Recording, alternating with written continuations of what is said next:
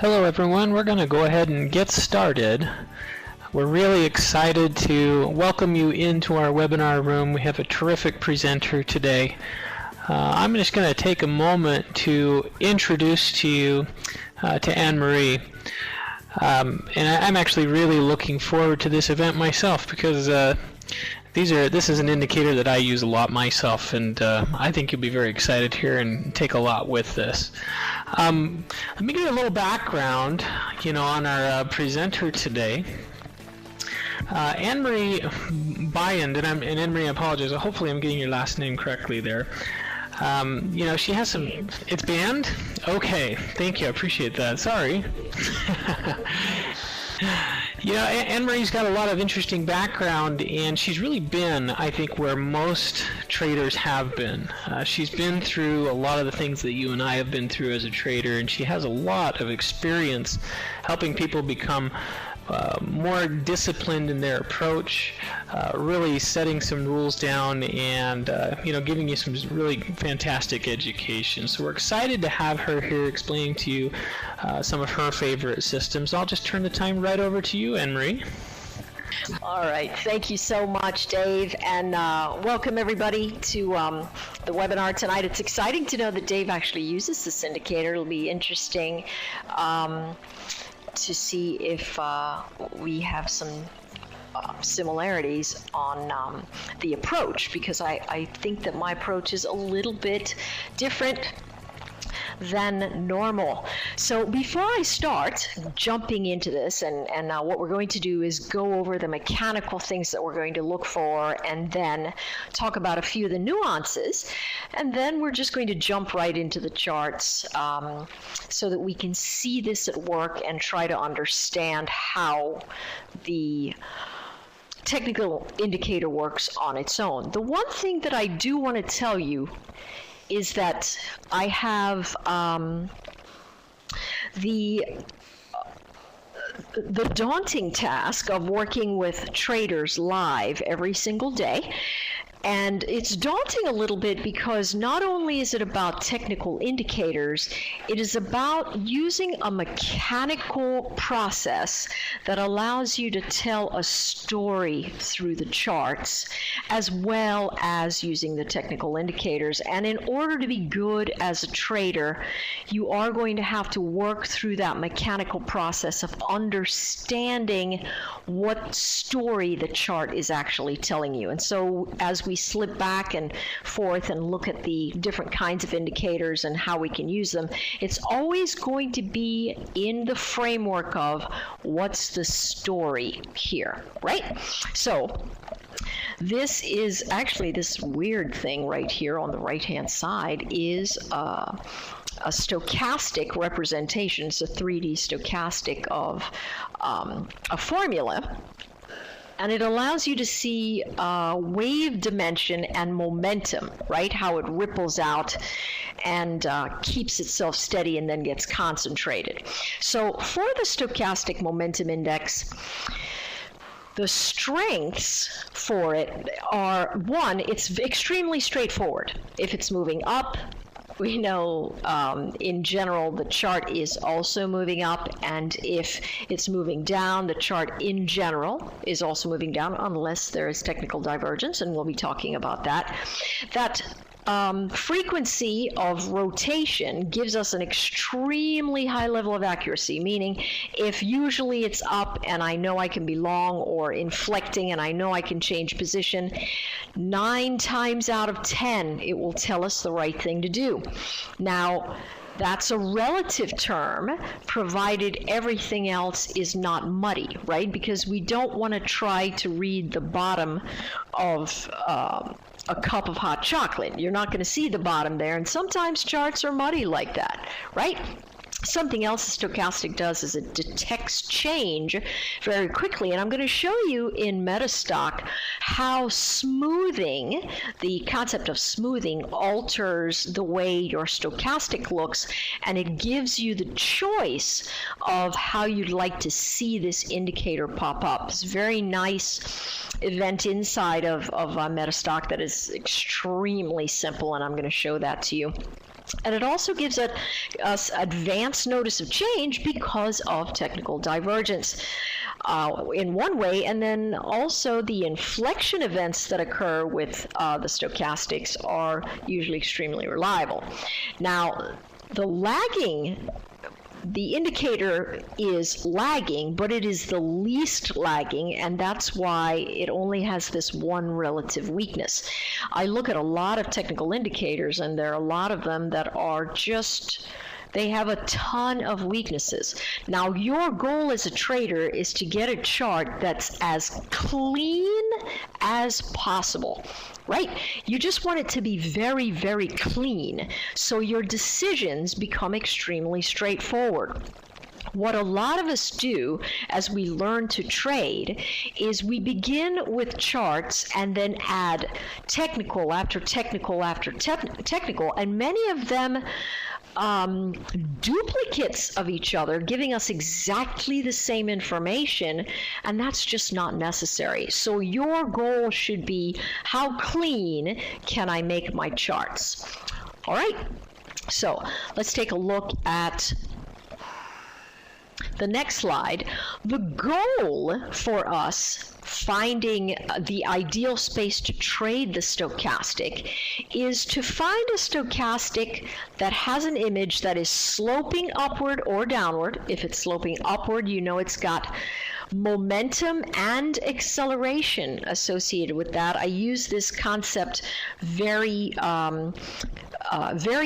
It's sort of like this. Let's say you're on the interstate and you are on cruise control and you've got it at 65, because we don't break the law in here. Of course not. None of us are lawbreakers. None of us are rule breakers, certainly. Well, you know that's not true. A lot of us are rule breakers, particularly in the trading world. And the bad thing is we break our trading rules all the time. And so we really want to stop ourselves from doing that.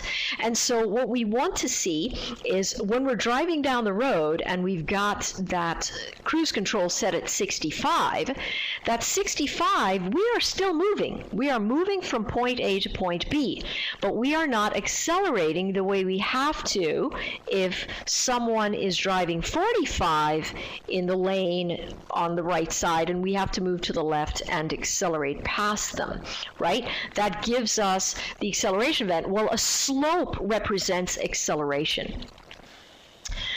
So when we look at that and we see that slope, we know that acceleration means that momentum is behind us and we've got a number of people eager to be part of the trade. Okay? So it can be sloping through the neutral zones. Now I'm going to talk about the neutral zones. A lot of folks don't use this concept inside of the stochastic momentum index, but the neutral zone event is anywhere from 25 to negative 25. And what happens in there is very suspect, meaning if you are looking at lots of wave movements inside of that region between 25 and negative 25, a lot of that movement is false. So you can really take for a much higher space of reliability in the stochastic that is giving you an inflection. An inflection means a rolling over. That's a math term that actually means the slope is zero, because if something is moving up and it has to turn around and move down, it must have a slope of zero, and that's that turning over space that it has, right? Either concave or convex. So those spaces up above 40 or below negative 40 are ideal for us to take these positions. And those extreme levels, the 40 and the negative 40, are going to be the areas that we are going to get the best trades.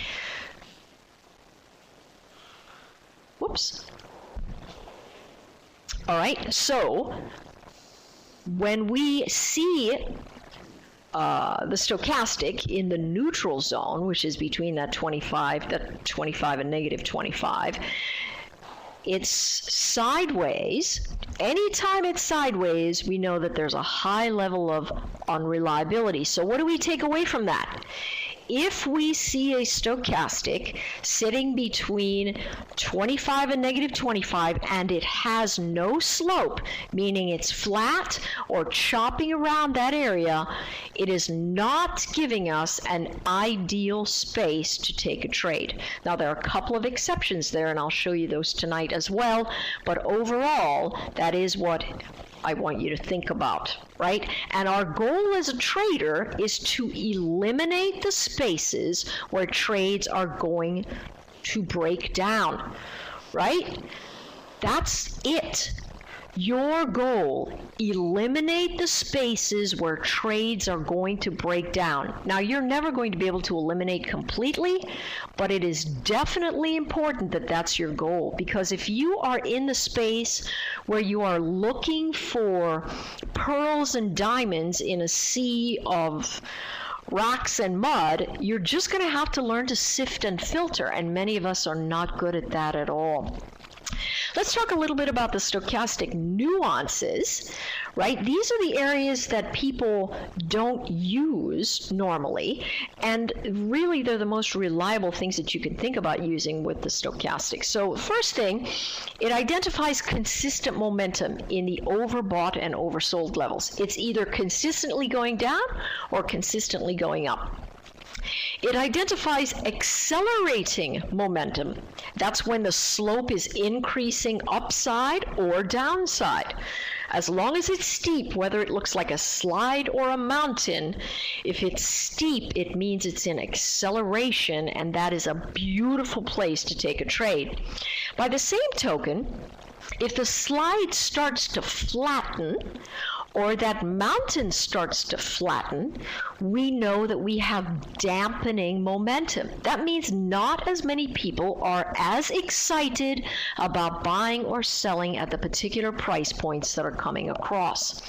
And also the overbought and oversold levels, when they get into really extreme spaces, they really identify the potential for upcoming reversals. Here's another nuance that a lot of folks don't think about.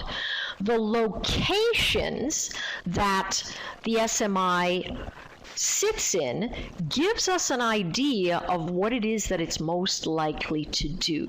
For instance, if I am in a very trending zone, let's say my SMI is all the way up at 70, and it begins to roll over, many people begin to think, oh, this chart's rolling over, when indeed all it's doing is pulling back into support.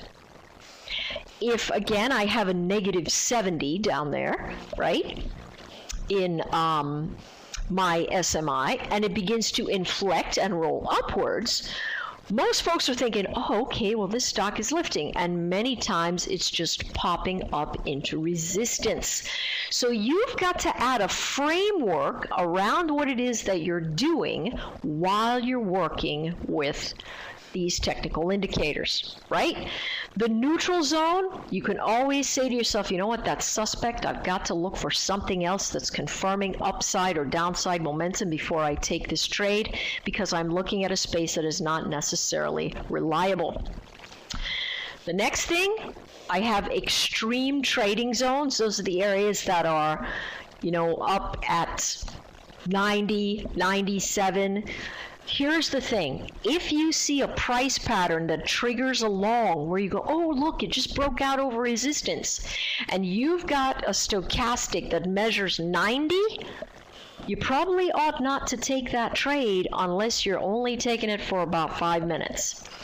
Because when these things start spiking up tremendously high, it is telling us that we are coming close to the end of a run. So the best places to buy longs will be when that stochastic is in that very steep downtrending space and flattening, and the very best place to buy shorts is when that is extremely peaked high, as long as everything else is moving in its favor. All right?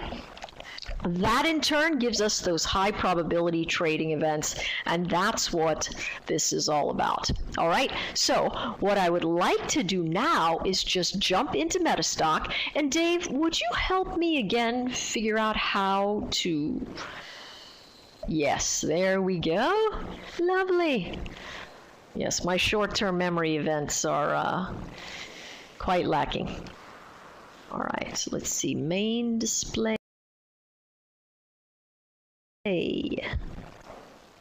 Okay, let me see if I have the right preview. Beauty. Okay, so here we are inside of Metastock. Metastock is you know, tremendously clean. I really like how clean these charts start. But let's start with a daily chart because many of us are swing traders here.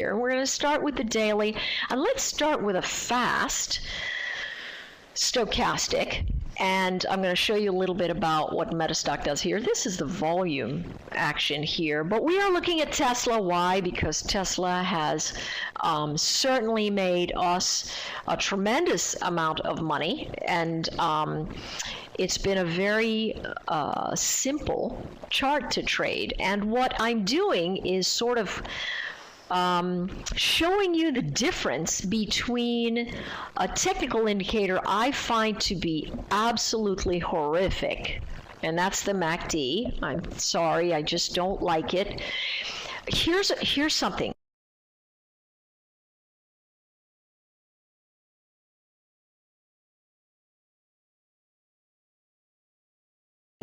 If you are using a technical indicator that is a derivative of a first derivative of price, it means it's watered down, right? So the MACD is a derivative of moving averages and their convergences and divergences.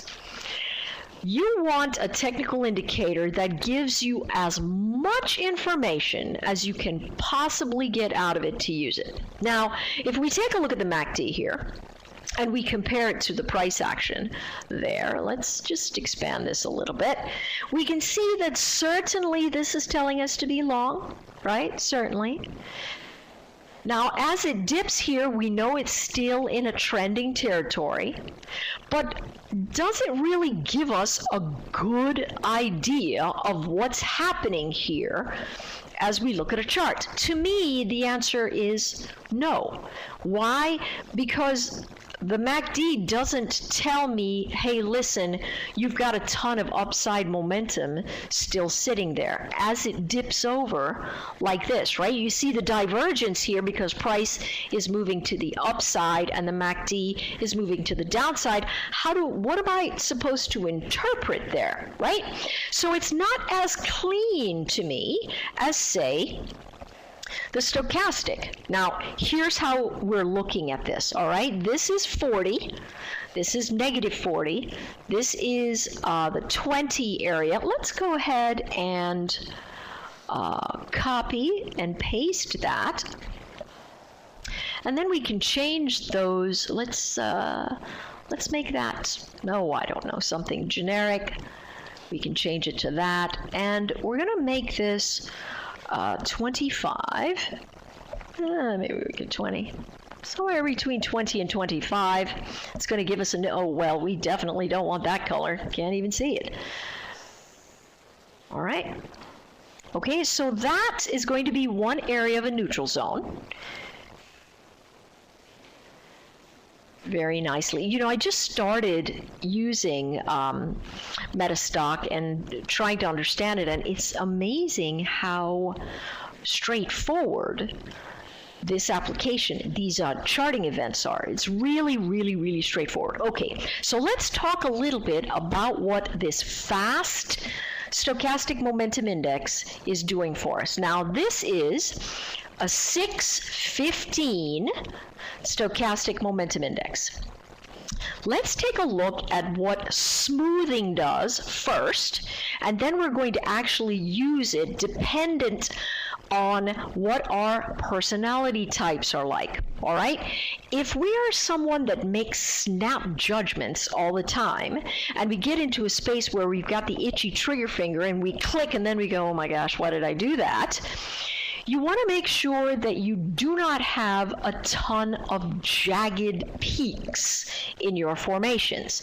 This one has some jagged peaks because I'm not the itchy trigger finger girl anymore. I used to be, but take a look at this. I'm going to decrease the smoothing period. I'm going to make that the 6, but I'm going to decrease the smoothing period from 6 to 2, and I'm going to leave the double smoothing period alone, and take a look at what happens. The smaller this number is, the more sensitive this technical indicator becomes. But the more sensitive the indicator becomes, the more difficult decision making. Folks, if you look down here, I tell you what, here's what we'll do. All right, you see that? When I use the smoothing event, and I have a smoothing period of 2, that,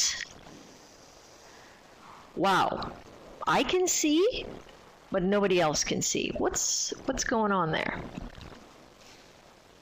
No, I'm not talking about slow stochastics. I'm talking about a stochastic momentum index. All right. All right, okay, super. Everybody sees it fine. Let's go ahead. That smoothing period, I'm going to make this just a little sharper for us so we can see it a little bit thicker.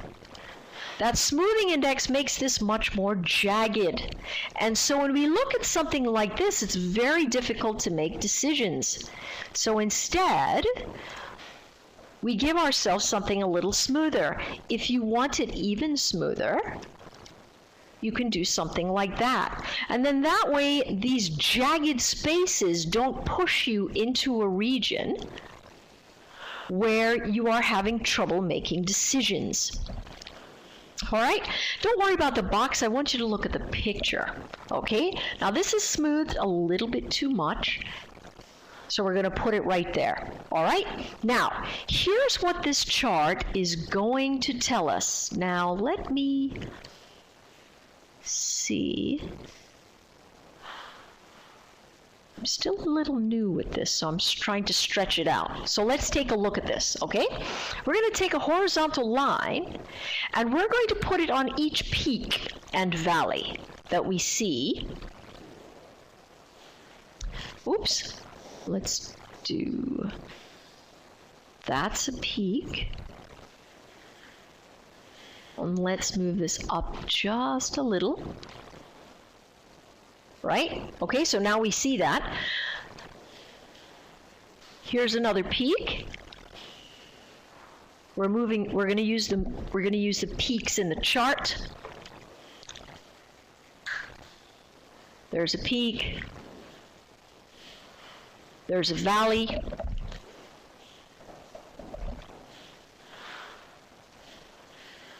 Here's another one. We're just going to look at the charts for a minute. I just want you to see what it is that's going on here. And this is, of course, a daily. And now we've got this. Okay? So let's take a look at this region. So we've got these wave actions that move from high to low, back to high, back to low, back to high, back to low, back to high, and we are moving significant amounts, right? This is a very, this is a chart that moves quite a bit, so a shift down from this level, which gives us, you know, somewhere around 100. The slip down here is a $5-6 move, right? So we are looking at 6 and 7% moves all over the place, which is why Tesla is a little bit of a heartbreaker to trade with unless you are very good at what it is that you are working on. All right, so here's what this stochastic momentum index will do. See how it's flat here? And then it starts making a run, and that run is from somewhere around 35, and it runs all the way up to 40, right? That's a huge move, right? That is a very, very big move. Look at this right here. It inflects, it flattens out in the trending zone. I'm going to move that now, right? It flattens out in a trending zone underneath negative 40. That means a negative trending zone. As it flattens out there, it tells us, listen, my momentum dipping down is flattening, and so I am going to be moving. So what I need to do is look exactly where relative resistance is. That's how you use support and resistance combined with a stochastic. And you watch it break, and then you take the trade. If you take the trade down here, you are getting in front of the trade. Now that's okay to get in front of the trade if there are other things telling you that that's a good idea, but by and large, it's much better to let somebody else take the cushion so that you can step up into these spaces and take a profit. Remember, if a chart is moving downwards, right, if the SMI is moving downwards into this region and the slow one is moving in the same direction as the fast one, it usually means it's in a downward sloping trend. So when it shows the inflection event, what it's really telling you is, you know what, I'm just moving into resistance. So not only can you pick where you are starting the trade, but you know where the trade is going to end, because the SMI is essentially telling you, I'm going into resistance. Because see, I've got this negative event right here where both of these are sloping downward, and if my fast SMI begins sloping when my slow SMI has not, it means I am moving into a resistance level, and I'm going to fail it once I get there. And lo and behold, that's exactly what the chart does. Right? Now, many of us clutter up our charts with so much information that we don't stop to suck the marrow out of the one indicator that gives us so much information that we pretty much don't need much of anything else, right? It's nice to have a few moving averages. I use pivot points. I tried to put up the Tyrone levels, but I just wasn't very good at manipulating that. Again, I'm a little bit newer at Metastock, but I have found it to be a really fun platform to work with and extremely versatile in terms of charting mechanics. So if you have support and resistance levels or anything like that, that's what it is that you're supposed to take away from that. Notice again, do you see this all the way down here? This is in negative trending territory. It's outside of the neutral zone. Outside of that neutral zone. So you know it's in negative trending territory. That means that this is going to collapse, right? As long as it's down here trending and not above the zero line, which is this dashed event right here, and I think I probably ought to make that one a little bit thicker, right? That zero line says, hey, listen, either I'm negative trending or I'm positive trending, right? Now, this crosses over the zero line, but it stays in the neutral zone. Right? So the slow SMI is telling us, listen, your moves, this is actually the average SMI, and this is the SMI here. So this is an average pool. But in any case, it is the slower line of the two, and it gives us relative undulation and slope in the chart. All right? That's what we're going to look at. The slow line gives us the relative relationship that we need to have watching these two things together. So as it pops here and it pulls back, our thought is, well, wait a second, if this is now moving up and that is moving down, when they're moving in that opposite direction, I know it's coming back into support. So that fast SMI gives us the direction of the trade, and the slow SMI tells us likely where it is that it's going to stop, right? Now, once it gets up over the zero and starts chopping around, we've got ourselves a decision point.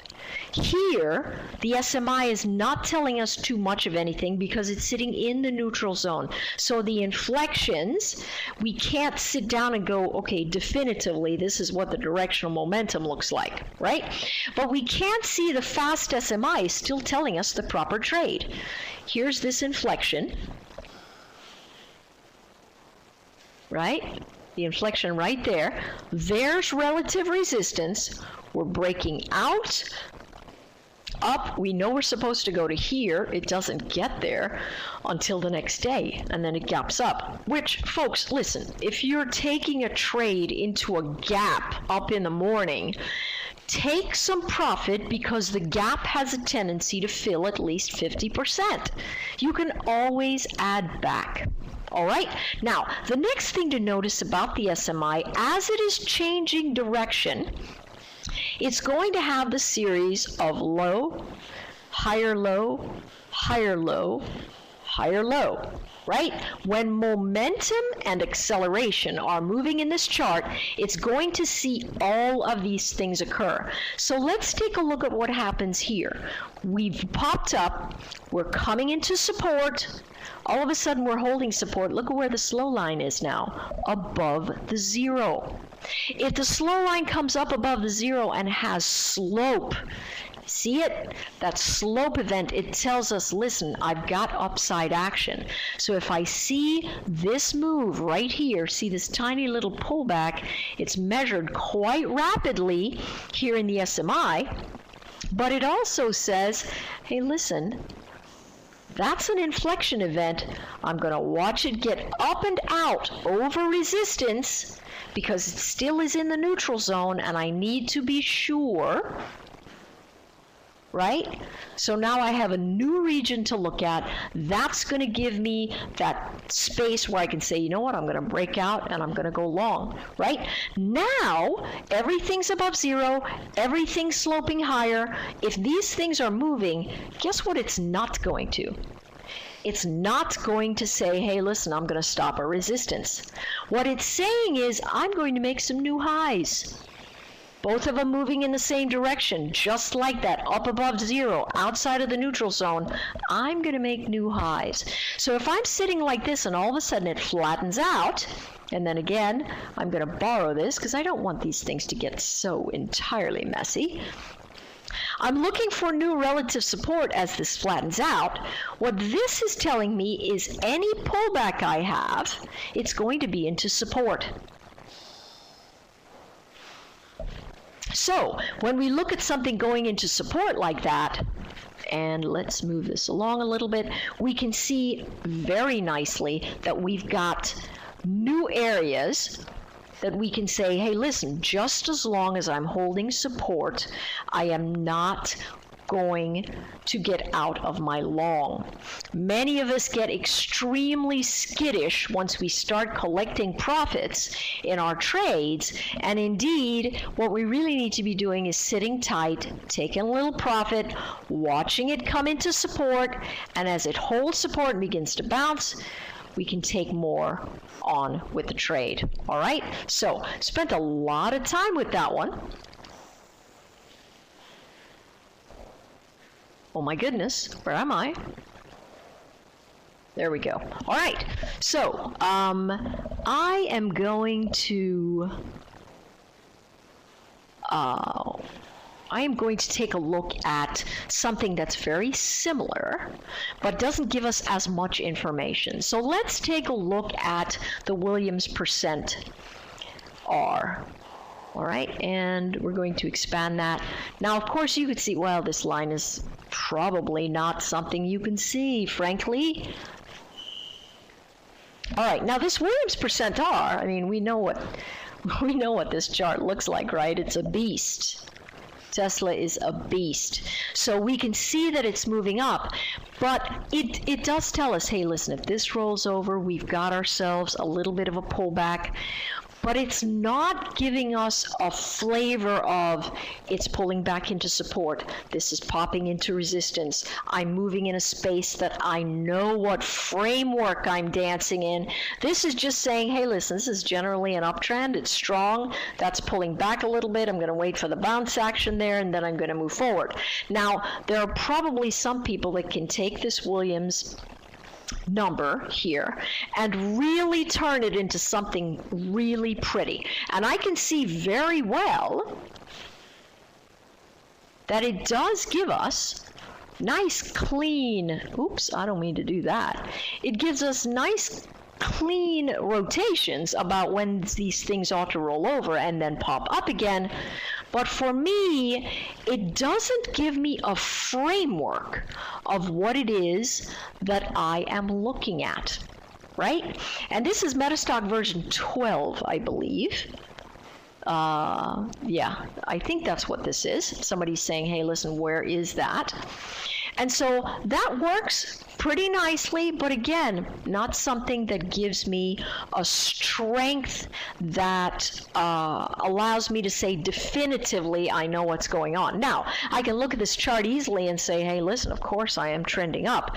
Now that I've got this lower high, I'm a little concerned about that. But again, here's another lower high here, based on the chart. So in essence, this Williams is giving me just sort of a line version of what it is that I'm seeing. I don't really want that. I don't want a line version of what I'm seeing. I want an interpretation from what it is that I am seeing. So let's take a look at this one. Relative strength index is, let's go ahead and make this one thicker also so folks can see it properly. This relative strength index compared to the stochastic, which is sitting just below it, right? Now this stochastic is a longer version. Take a look at the parameters on this one. This is 18 and 40, right? Now this one has a tremendous amount of smoothing. The smoothing period is essentially the same time period, and the double smoothing period is 1. Now if I move this down, again, to remind you, it gets a lot more jagged, and you can make better decisions if you so choose. Now the relative strength index, also very nice. It tells me, hey, listen, I've got relative weakness. I'm in the neutral zone right here because I'm sitting around 50. I've got relative strength because I'm sitting above 65, 70. But that's really just another picture of the line chart. Instead of having something like the stochastic that is not only telling you, hey, listen, I'm doing this, it's telling you how it's doing it. For instance, here we are in an upward trending space. As long as the slow line stays up above that 20 to 25 level, you know that it is in a general trending zone. So I don't even have to look at this chart, and as long as the fast SMI stays above 0 generally with it, I know I'm in a very solid uptrend, and any of my pullbacks should be into support. What this does is give me a framework of, okay, I know I'm trending upwards. If I'm sitting here and I see this right here, and then I say to myself, wait, how is it that I am supposed to make a decision here? I'm moving upside beautifully, and I'm holding this level. What is this actually telling me? It's telling me, because I'm here, that I'm coming into support. Now, it could be primary support right here, or it could be secondary support, you know, somewhere around right there, right? But it's still support. So I am going to be looking for those spaces to say, all right, I'm going to look for primary and secondary support. If it holds the region and it begins to inflect, I know that I'm in good shape to stay long, and as a matter of fact, just so long as I can hold these areas that I've come back to retest, I can stay long and expect to go higher, right? Now this works whether I'm looking at, let's see. This works whether I'm looking at something that is, where is that little, aha, here it is. I don't see, okay. I don't see it there. Whether I'm looking at something that's a daily or something that's a 10-minute. Let's scooch that over. You can't find it in these, not sure why.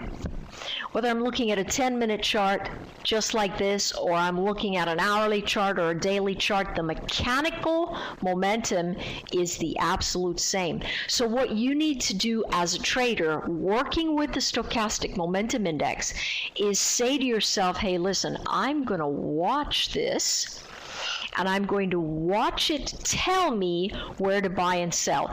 I can almost close my eyes. Let's take this oscillator out because we are getting into a little bit of a time crunch, and I do want to stop and answer questions for you in just a couple of moments. So if we're taking a look at this, and let's move this volume down here. If I didn't have anything else telling me what is going on, and I just said, hey, listen, whenever this thing spikes and tells me to inflect, all right, this is a fast one, isn't it? I'm going to smooth that out a little. All right. All I'm going to do is, let's just look at these peaks and valleys and see how many times we're wrong, all right? Way high up, we're going to say buy, we're going to say sell for a pullback, and then low, like down here, we're going to say buy for a breakout. So we've got this. This is a high one, right, because it's way above the 40. And we've got this. This is the 615 we're looking at. And this time frame is hourly, so it doesn't give us too much noise. And that's not really negative, but it is underneath the 0, so we could take it. This area, and then actually we could take this area right here. So this one says I need to sell. So let's say as soon as it inflects, I sell. And then I'm going to wait until it bounces and tells me that I need to move in the right direction back to the upside. And that's exactly what it is that does. Right?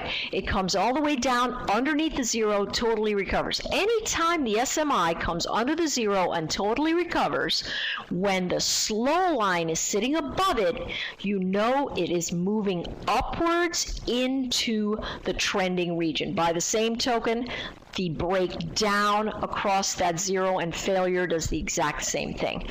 All right?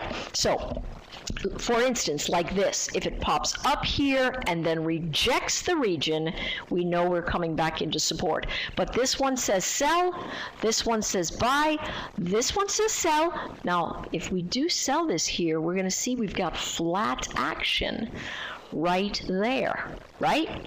Now, there's a reason as you learn this technical indicator, when you see an inflection here moving in the negative region, and this is sloping up, you know that what this chart is doing is simply pulling back into support. So when you take the short off of this, your brain should be focused on, wait a second, if I'm taking this short, I know it's supposed to come back into support. Where is that? It's right here. Now, if I pull back and I don't get into there and I hold a brand new level, like it's doing right here, all of a sudden that's new support, and I know something is wrong with that short. So this is a bad signal. This is a signal that we have to use additional things to look at in order to make it go well. But here's another one: sell, buy, sell.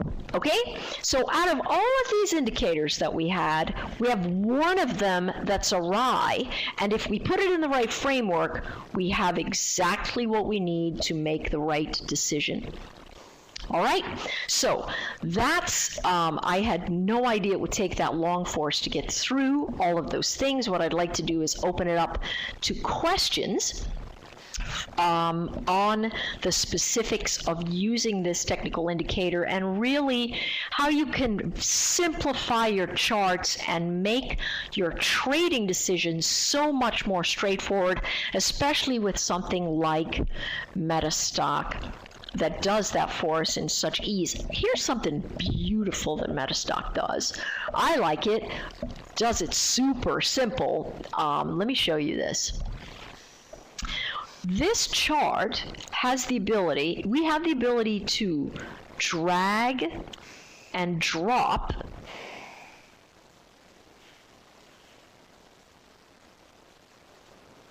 right onto another formation.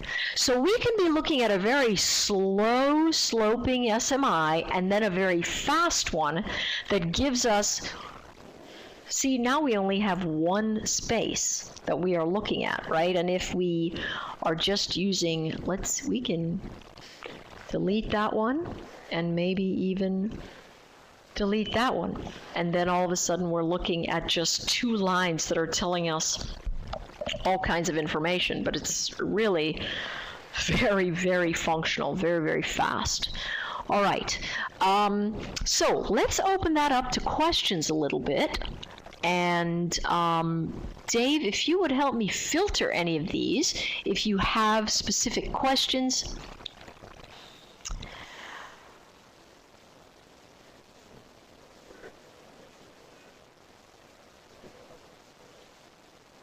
All right. I do want to say, while Dave is looking at relative questions that might sure, I'll give you my settings again.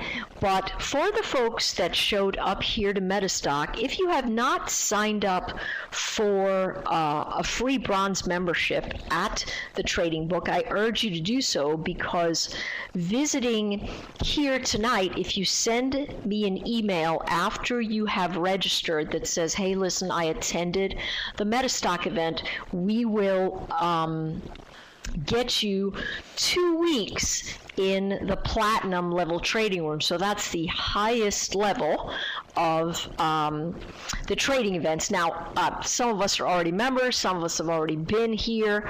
But go ahead, if you would like to come in, just go ahead, send us an email. You can do 2 weeks free in the platinum, or you can get 15% off any membership level, or you can get a 15% discount off of the complete fast track level. And those are things that you can just say, hey, fast track is the training system that I run through every single thing that everyone needs to know to trade well and to build themselves from a developed perspective. And that fast track gives you 3 months in the live trading room.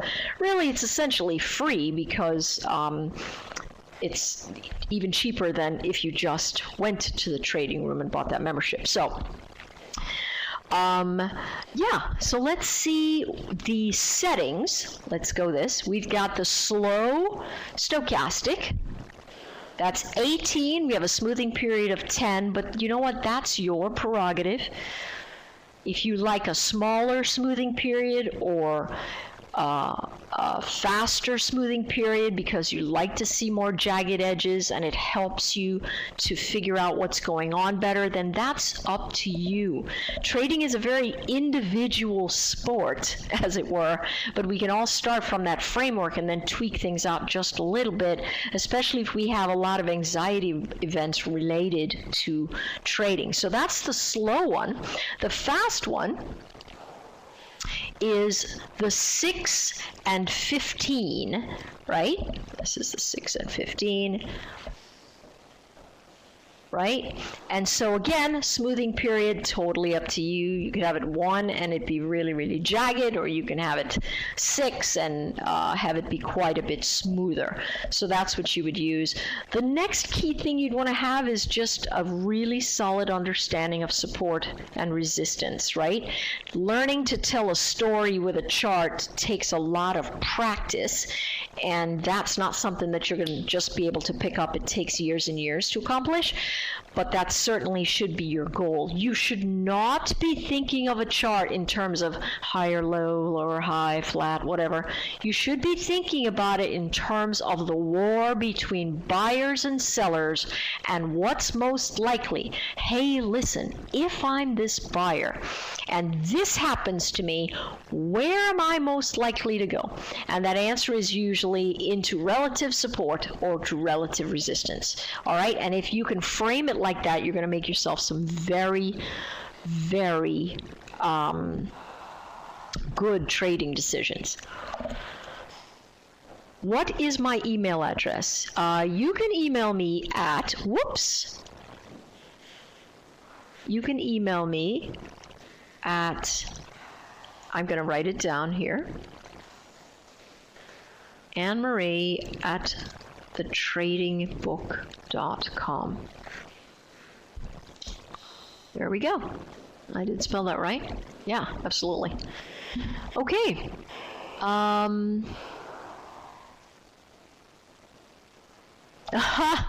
Sound moving in and out. That's dreadful. But guess what? He is recording it, and it's going to be much better when you see the recorded session. That actually is going to be much better. What types of pivots do I use? I use the person's pivots. Person's pivots.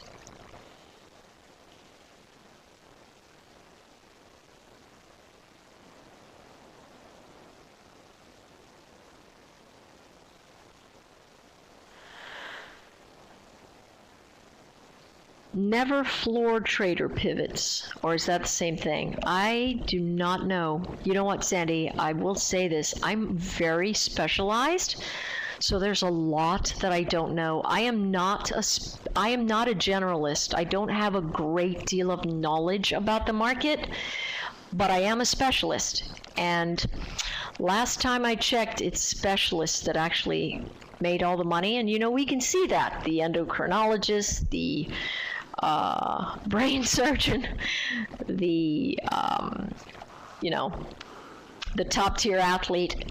The market rewards the specialist, not the generalist, and many of us are really focused on learning more and more and more and more and more and more and more. And what we should be learning is at a deeper, less superficial level, and just really focus on more granular events. Now that's super boring, I will tell you. Learning at a granular level is very, very boring. I can tell you that all the practice I go through, I would rather lick pavement than absolutely grind through all my triggers all the time to make sure that I'm setting things up in the proper way. But if I didn't do that, I would not be successful every day. So I am very happy to go through that intense grind in order to get the results that I have.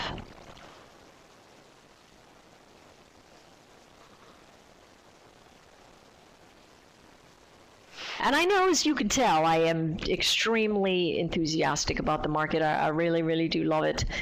And this one indicator, when I latched onto it, it really did change so much about how I saw the market. And the more I looked at the indicator and the more I compared pieces and looked at the relationships about what happened when prices hit some space and that sort of thing, it just became more and more and more powerful. It's like, I can't even tell you, it's got so many layers of strength, so much greater than the average indicator. And like the MACD, I was so happy to throw that thing to the curb. I just cannot even tell you. This stochastic is delightful. It is the only indicator that I use as an underlying, meaning that it sits underneath the charts. It's the only one. I don't have really anything else going. Now, I will look at some other things. I'll look at a linear regression channel. I'm always looking at moving averages. I look at a Bollinger Band once in a while, but hardcore, fast action decisions and good, strong decisions help me to make the right choices there every single time. The best thing for you to do is when you decide you're going to trade something, make sure the story the chart is telling is the same across time frames. Because if the daily chart is telling you a different story than the hourly chart, it means two sets of traders trading two sets of time frames have opposing ideas and they're going to duke it out, and that means you're going to stand in a choppy zone until one of them wins. And then everything starts moving in that same direction, and you know you're sitting in a great space. Very happy to hear that you learned something. That's super, and I appreciate that, Robert. I'm happy that I could help some of you, and you know, I appreciate those of you that are my members that are just taking the time to just come in here, and you're junkies like me.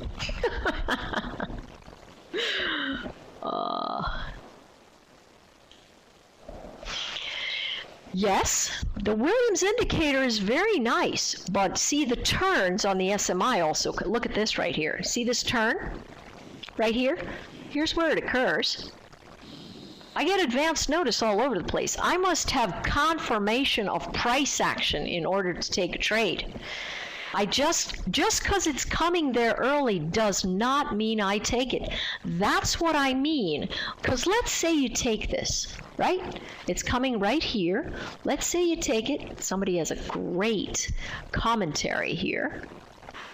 It says right there. Let's say you take that trade short. Oh, excuse me, you take it long because it's inflecting right here, right? Starts inflecting. So you take it. Where are you going to put the stop? Right? For me, I am staring at this going, okay, I'm definitely going to go fill that gap, and look at what it does.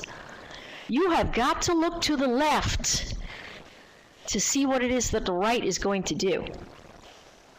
Every single time. And if you don't have any left, meaning it's a new acceleration high or a new acceleration low, then you break out those Fibonacci tools. All right? But you can't do, I get lots of advance notice with the SMI all the time. Thank you very much, Mr. Hughes. I appreciate that greatly. The SMI is a momentum-based indicator, and all indicators that are strong should be based on price, because price is the best thing that you need to do. Not volume, not cycles, nothing like that is as solid, as consistent, and as reliable as the SMI. I'm telling you flat out, I have been trading for 8 years, 20 hours a day for the times that I sit in front of this space, and I know of what I speak. I promise you. I would challenge anyone to find an indicator that works better than this one, because I have not. Thank you, Zorn. I appreciate that. Where do I place my stops? At relative support or resistance.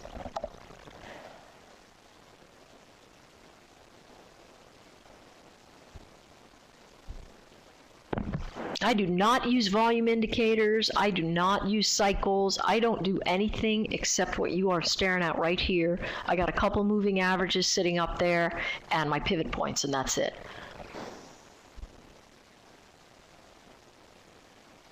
Is it okay to go with the default settings on the SMI? No. They're too noisy. Well, if you're looking at toss, it's 3 and 5. Let me show you what a 3 and 5 looks like.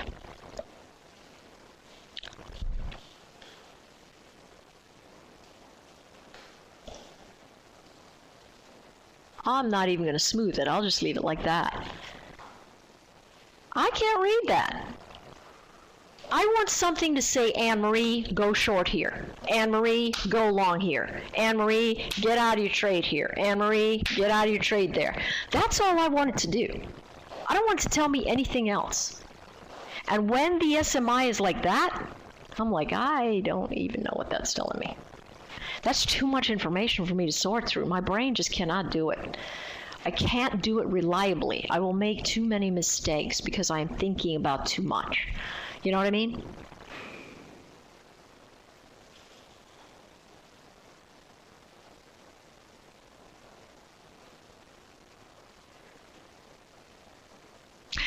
Oh, Sandy says on freestockcharts.com, I see the SMI ergodic. That's a beautiful. You don't want to use the EMA. You want to use the SMA. All right? You want to use the SMA? But that ergodic is beautiful.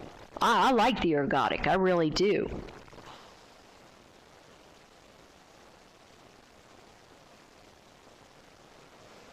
I just talked about this a little bit ago because I was on at the Money Show earlier today, and we talked about these indicators and using an EMA versus an SMA. And the EMA, an exponential, gives weight to the candlesticks that are nearest, and not as much weight to the candlesticks that are behind it. The SMA gives everybody equal weight. I don't really care what's happening in the near term because I know most everybody uses the SMA, and I want to know what everybody else is thinking. That's what I want to use my technical indicators for. What everybody else is thinking. Because for the most part, the big money that tends to make money day after day, they're seeing the same things. They know that when they come into a moving average from above, they're going to bounce off of it. If they're coming into a moving average from below, they're going to reject it, and so on and so forth. No, it is not the same. The ergodic is not the same, but it can give you the same kinds of readings and the same relative information, right? Same relative information.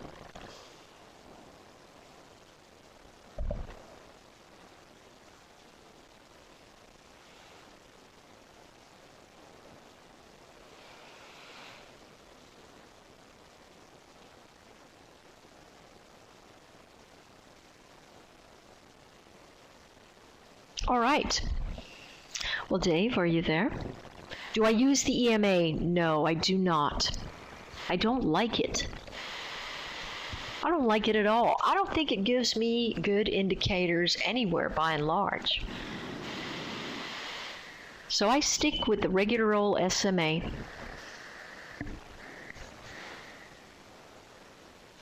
Yes, I have used the system for long-term trades. Here's the greatest thing.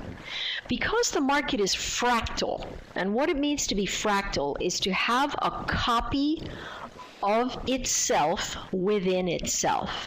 So anything I see on an hourly, I can see on a daily, I can see on a weekly, I can see on a monthly, and all the triggers look exactly the same. So yes.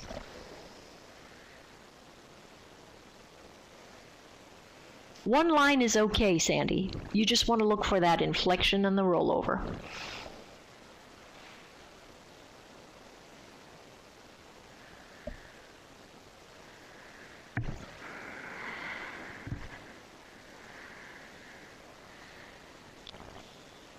Dave, do you have anything to add since you use this indicator so much?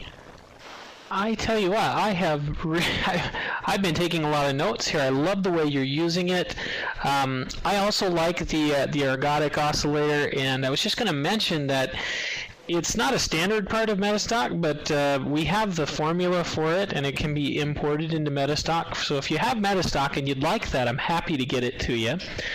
And for those of you in the room who do not have Metastock, we would be very happy to give you a free trial of it. You can go ahead and email me on that, and I'm happy to set that up as well. One of the great benefits of Metastock is we can quite literally import just about any formula that has based on technical criteria that you'd like. It's one of our hallmarks. Yep. And we'll do that for you, and we'll import it right into your program. So be happy to set that up for anybody who'd like that, and certainly everybody who's not yet done the trial or is a member yet at thetradingbook.com. Please take her up on this offer. It's really a fantastic website. It's a fantastic resource. Obviously, I think what you've heard here today is that Anne-Marie knows her stuff, and she does a great job explaining it. She's a terrific educator. So I've taken away quite a few notes myself here, and I'm going to be putting those into my trading as well. So I really appreciate it too. Well, that's great. Hey, thanks everybody for spending the time with me. I know it's in the evening. I know you've had a long day of trading and working and all of that sort of thing. And it takes a special, dedicated type of mind that says, you know what, I'm going to come and listen to this. I'm going to see if I can learn something. And, if you have that one takeaway is, listen, find some indicators that you like, that lie to you the least amount, and then work on gleaning as much information out of them as you possibly can to make your trading decisions more straightforward.